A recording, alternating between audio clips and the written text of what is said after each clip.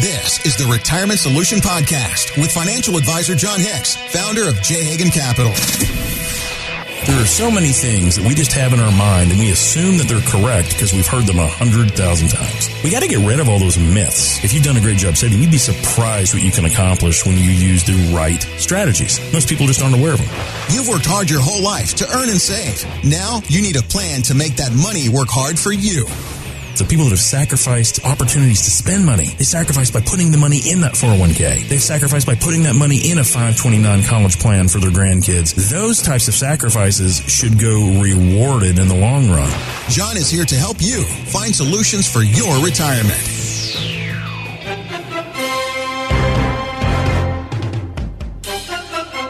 Well, America, everybody's feeling better because the NFL is back in effect. It's amazing when the NFL is not playing games. How boring TV can be. Well, I'm a baseball fan, so I am entertained through the spring and summer too. But Sure. You know what my favorite season though is this September, October when awesome. like college football's back and NFL and still, it's getting to still the got some baseball in there? But it's like the good baseball too, because right, you're getting closer to the championship games. Absolutely. Good time of year. I didn't realize though, I've been Googling all day today. I was doing some Googling on Kentucky sports teams. I didn't realize it's been since 1926 since we had an NFL pro team. Who did we have in 26? Was 26, that it was the Colonels. Yeah, the Kentucky Colonels. Is that where the Colonel got his nickname idea from? From the Colonel? No, he was actually Harlan Sanders was an actual Colonel who just also happened to have a finger-licking good recipe for chicken as well. Got it. Yeah, I guess the Colts of what has seen us through many years of football fans here in America. But yeah, I was just surprised that it had been that long.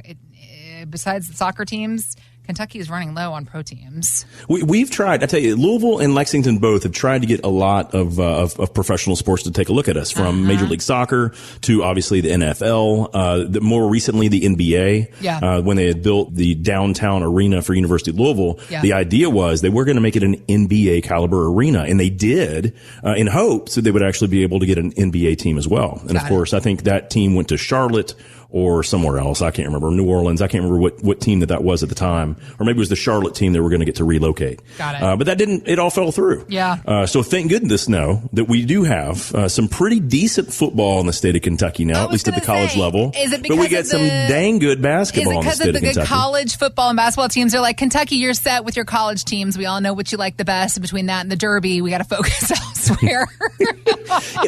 I wonder how much, of the horse racing industry, didn't maybe necessarily want the extra competition. Yeah, and I don't know anything about that. I have no clue. Right. There could be some of that. But sure. I mean, this has typically been a basketball state. Right. All the way back from, I was born in it. So as far as back as I can remember. Yeah. Hoosiers, with Gene Hackman was a great movie about Indiana. Movie, I know. But I think the UK probably had it just as strong, if not stronger, all that entire time as well.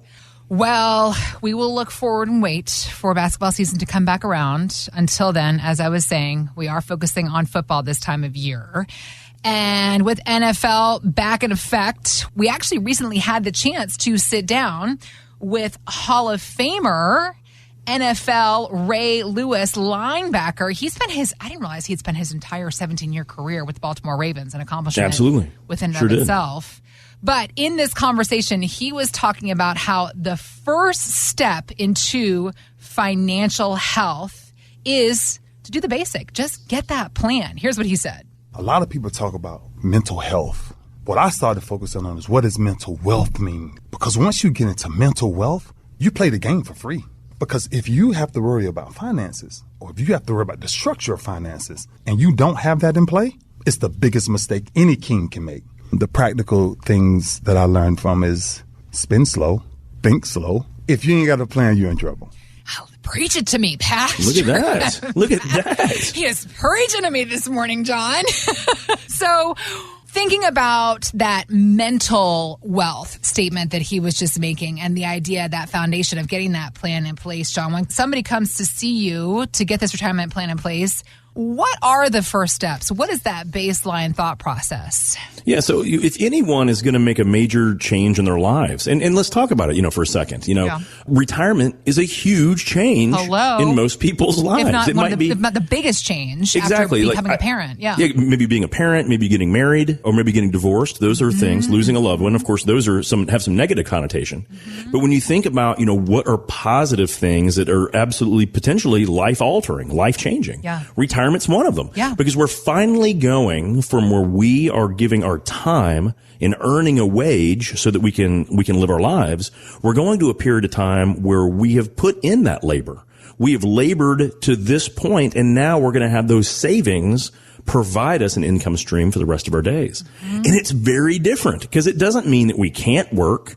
It doesn't mean that we can do things out of passion for love, that we love to do things, that we're passionate about some things. I think probably, Heather, some of my most successful clients, not just monetarily, but also just with to kind of use one of the things that Ray Lewis just said was, that mental, winning that mental game, that mental health. Yeah. They find stuff that they love doing and they just do it regardless of pay. Yeah. A lot of these guys just happen to get paid for it. Yeah. There's a couple clients that I have that they are unbelievable gunsmiths.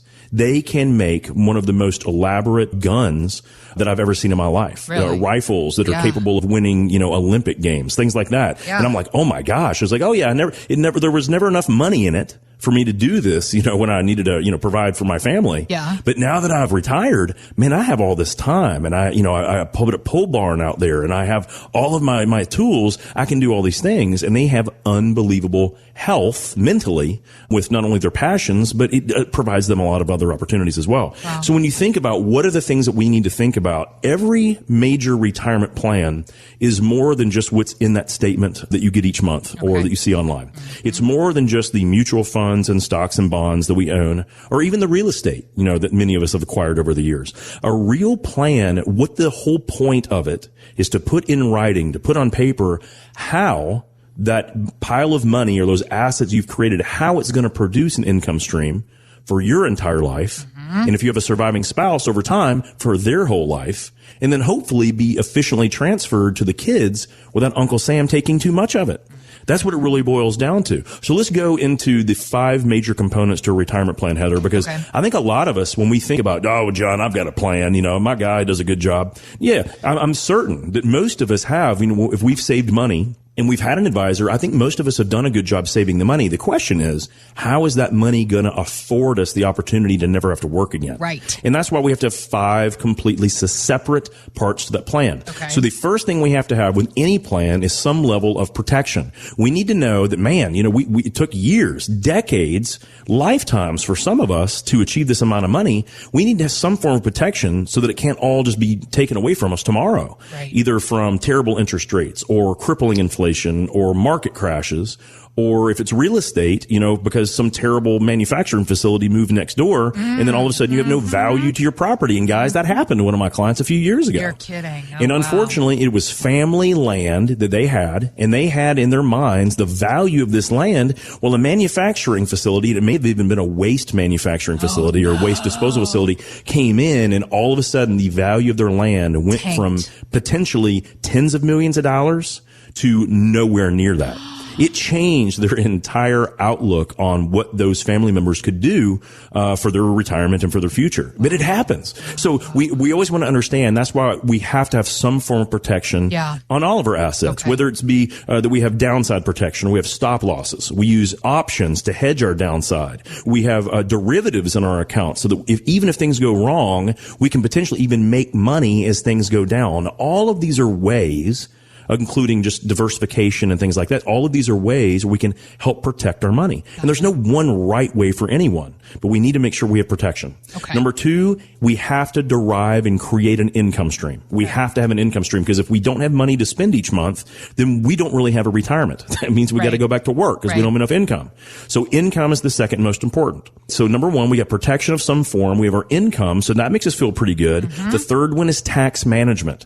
So it's great. John, I see what you're saying. So I got got my assets. I have some level of protection that I'm comfortable with. My income comes in. Now, how do I keep more of that so I can spend it and it not go to Uncle Sam?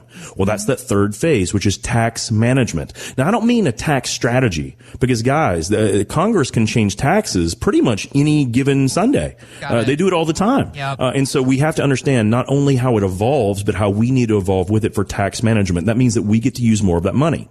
So that's the third. The fourth level, and there's only two left. The fourth level is wealth transfer. So basically, great. We got some protection. We got our income. We're monitoring to be the most tax efficient we can be. Now, how do we make sure that that money goes first, or the first person we're transferring that wealth to is potentially our surviving spouse?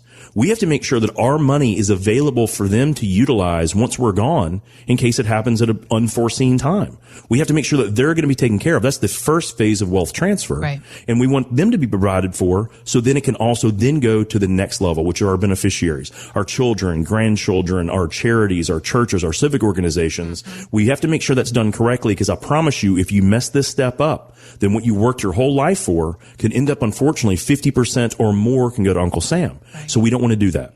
So that's the fourth phase. And the last phase, the one thing that can knock it all out, no matter if everything else you had done correctly, is healthcare.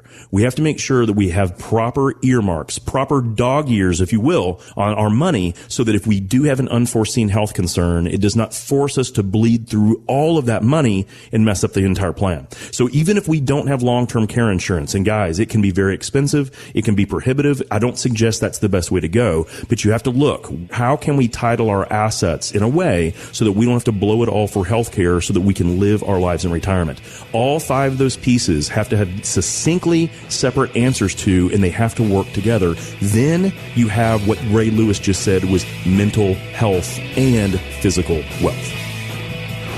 Thanks for listening to the Retirement Solution Podcast with John Hicks. Begin the conversation about your savings plan with John and the team at J. Hagan Capital by visiting retirementsolutionradio.com.